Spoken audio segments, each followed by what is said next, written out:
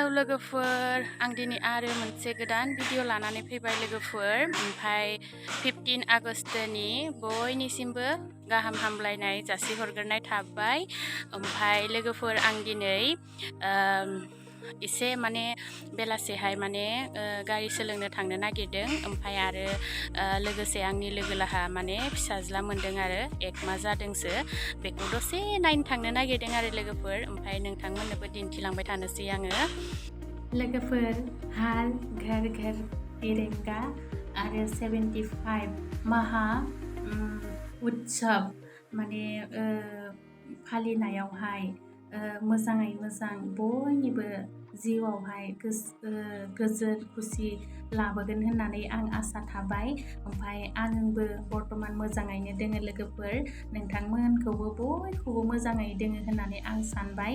ओमफ्राय दायो नायलांफाबाय था लोगोफोर, आंनि भिडिअखौ आङो दिनै मा दिन्थिलांनो हायो दिन्थिलांनोसै। ओमफ्राय आं गारिखौ माने दिनै लामानिफ्राय आं न'नि लामानिफ्रायनो आङो सलायलांनो होननानै सानदों आरो।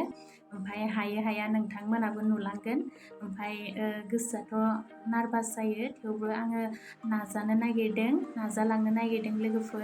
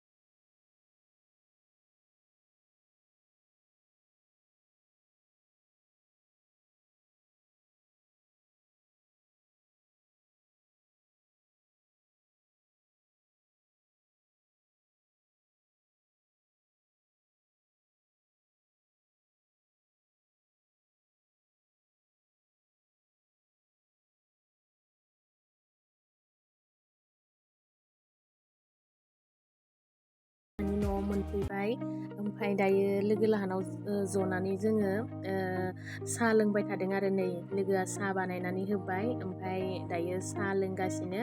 माइनाया बिराद दुस्थु बे साहाबो लोङा गाइखेर होबाबो लोङा ओमफ्राय जोंखौबो मोजाङै साहा ओरै लोंनो होआ। नै दायो जों सानैया साहा लोंबाय थादों ओमफ्राय नै दायो बाबुखौ दिन्थिबाय, नै लोगोनि फिसाला बाबुखौ दिन्थिबाय बिराद मोजां उन्दुनानै दंबाय थायो आरो।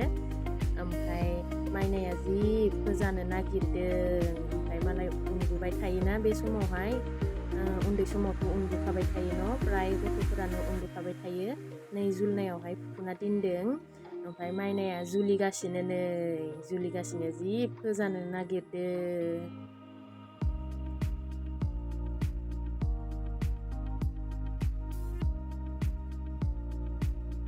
लोगोफोर नै बेसा आंनि लोगो लाहा सानै गथ' दङ आरो ओमफ्राय सिगांनिया माने हिन्जावसामोन ओमफ्राय दायो नैबेयो गिदिरा फिसाजोआ ओमफ्राय दायो नेक्स्ट माने बाबु जाबाय आरो सानै जाबाय गथ'फोरा। नै माइनाया जि माने जुलिगासिनो आरो बिसिं थालाय जुलिगासिनो ओमफ्राय नै दायो उथिबाय बाबुआ बिमाया लानानै आंदो मोजां गाज्रि बिदिनो फंनैसो खोथा बहुत गोबावनि उनावहाय लोगो मोनबाथ' आरो लोगोदो रायज्लायखानो गोसो जायो नालाय खोथा बहुत ओंखारो ओमफ्राय बेबायदिनो दसे मोजां गाज्रि रायज्लायबाय आरो लोगोदो।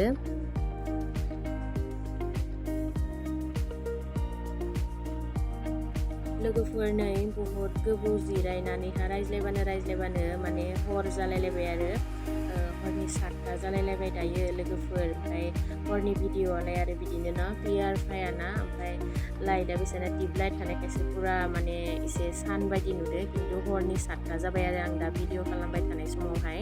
ओमफ्राय दायो थांनोनो जाबाय, थांनांसिगोन सिखारनांसिगोन। ओमफ्राय दायो नै दसे आङो बाबुखौ उथिनायखाय लाबाय आरो लोगोफोर। ओमफ्राय बयबो आंनि माने भिडिअ नायगिरिफोरा साननो हागौ आरो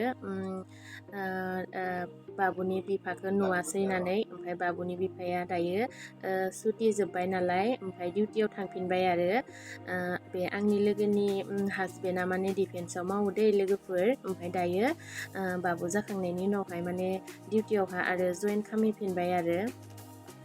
लोगोफोर बे भिडिअ'खौ आङो बे आंनि लोगो लाहानिफ्रायनो दिनै फोजोबनो होननानै सानबाय। आंनि भिडिअ'खौ बयबो जोबजासिम नायनायनि थाखाय थेंक इउ।